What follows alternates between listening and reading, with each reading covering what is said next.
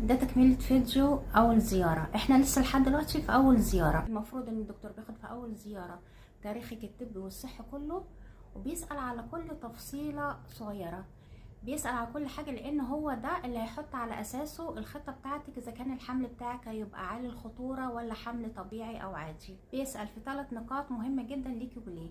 اول حاجة تاريخك التوليدي والنسائي، ولدتي كم مرة قبل كده وحملتي كم مرة، وفي فرق بين ولدتي كم مرة وحملتي كم مرة. ولدتي كم مرة يعني كم مرة اتولد معاكي عيل عايش، وحملتي كم مرة يعني كم مرة الرحم بتاعك اتملى وفضي. بيعرف من خلال ده الاجهاضات بتاعتك، اجهضتي كم مرة، وبيسألك هو الحمل نزل وحده ولا عملتي عملية اجهاض، عشان ده اللي بيحدد له اذا كان يحطلك مثبتات من اول الحمل او اسبرين او لا.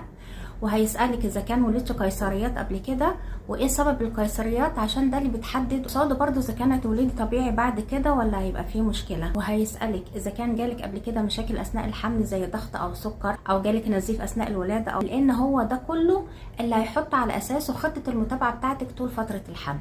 تاني حاجه يسألك على تاريخك الطبي والجراحي، يعني هل عندك اي امراض مزمنه، هل عملتي عمليات قبل كده في البطن او الرحم، هل كان عندك اورام ليفيه مثلا شلتيها، او مشكله قبل كده في الرحم، او عملتي اي عمليات في الحوض، لان ده اللي على اساسه هيقرر قراره اذا كان الولاده تبقى طبيعي او قيصري. ثالث نقطه مهمه هو التاريخ العائلي والوراثي.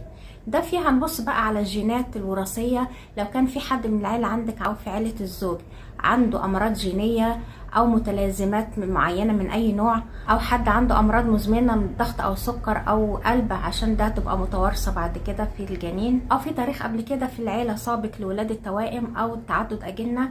ده كله الدكتور لازم يسأل فيه من اول زياره عشان يقدر يحدد الخطه اللي هيمشيها بعد كده معاكي في المتابعه. وعايزه اقول لك ان اي معلومه صغيره خبيتيها عن الدكتور او ما قلتيش عليها، زي مثلا كنت بتاخدي برشام او حبوب قبل كده لحب الشباب، او اللي انت كان عندك اجهاض منسي قبل كده، ده ممكن يغير مجرى سلامه حملك الحالي تماما. التاريخ الصحي ده مش مجرد روتين بياخده الدكتور، ده طوق نجاه ليكي ولجنينك طول فتره الحمل. فعشان كده انت رايحه للدكتور اول زياره او الزياره الجايه، حاولي ان انت تاخدي معاكي نوتة مقيده فيها كل الفيتامينات اللي بتاخديها والبرشام اللي خدتيه في الفتره الاخرانيه. كمان لو معاكي اي روشتات لحمل سابق قبل كده، ده هتوفر على الدكتور وقته وهتديله معلومات دقيقه تماما. نيجي بقى لموضوع الوزن اللي احنا مكملناهوش في الفيديو اللي فات. واحده بعت بتقولي هو ايه لازمه الوزن اول الحمل؟ انت لازم من اول الحمل يشوف البودي ماس اندكس اللي قلتلك عليه قبل كده، وقلتلك علمك المعادله بتاعته، ده اللي بيحدد للدكتور وللأم الوزن المثالي اللي هي المفروض تزيده كل شهر قد ايه طول فترة الحمل.